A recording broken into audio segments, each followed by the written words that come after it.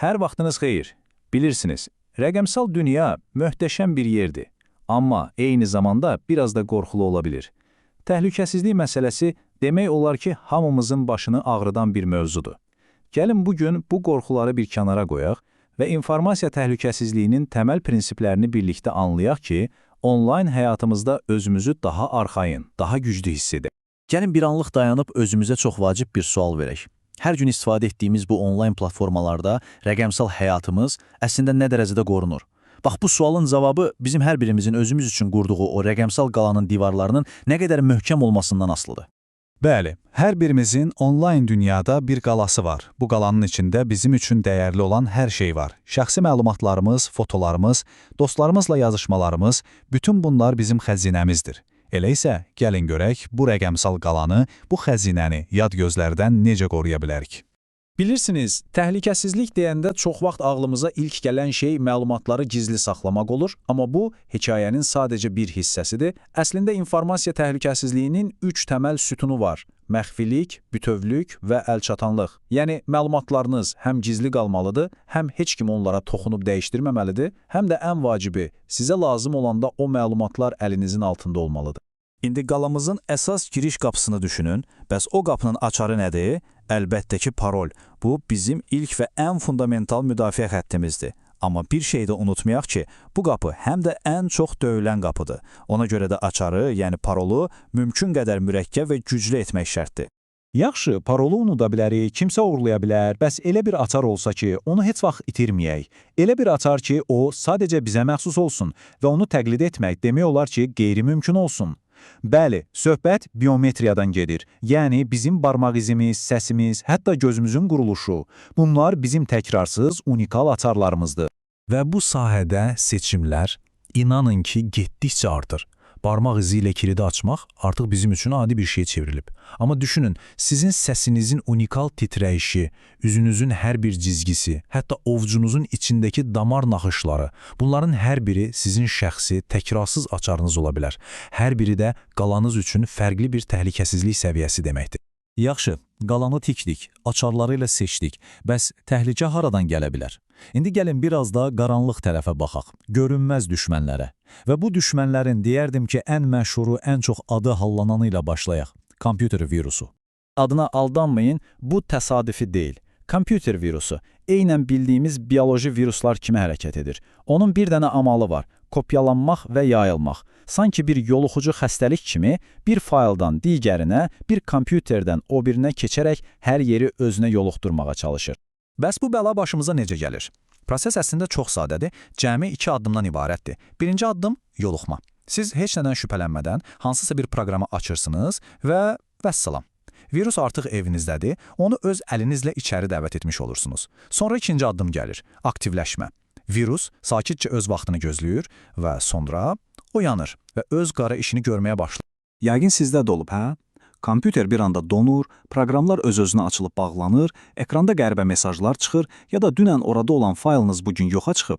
Bilin ki, bunlar çox vaxt sadəcə texniki problem deyil. Bunlar sisteminizin kömək üçün qışqırtısıdır. Bir virusun ilk əlamətləridir.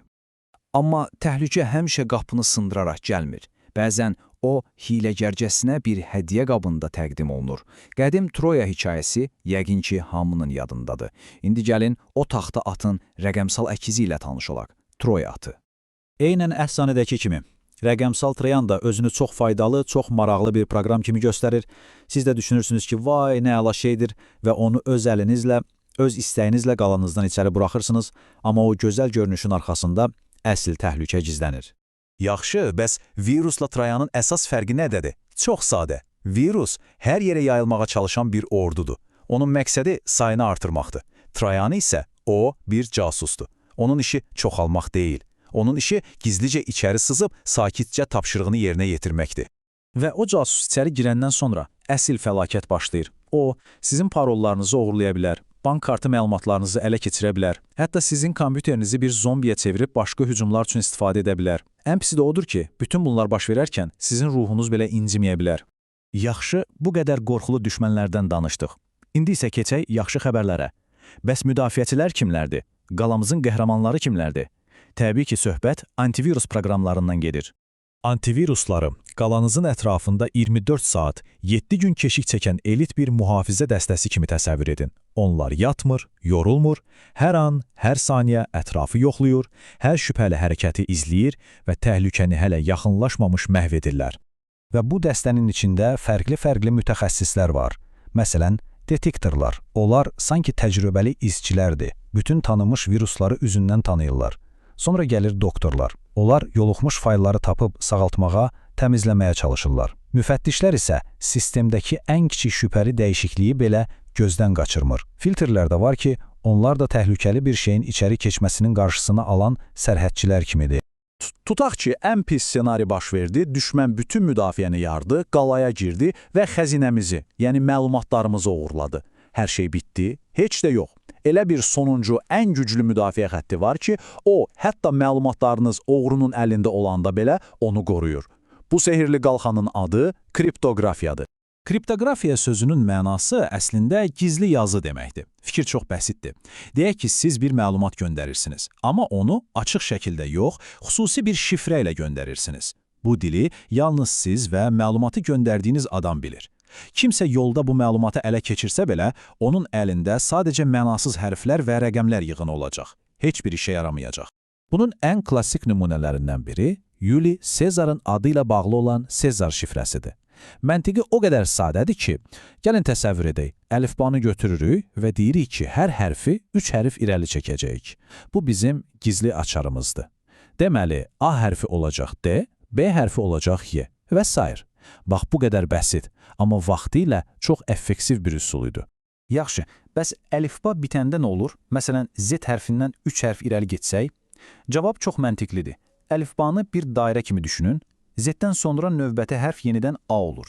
Deməli, bir addım getdik A, ikinci addım B, üçüncü addımsa C. Vəssalam, Z hərfi oldu C. Bütün müasir şifrələmənin kökündə də bu cür məntiqlər dayanır. Bax bu qədim, sadə prinsip, bugün bizim gündəlik həyatımızda istifadə etdiyimiz ən mürəkkəb texnologiyaların ürəyində dayanır.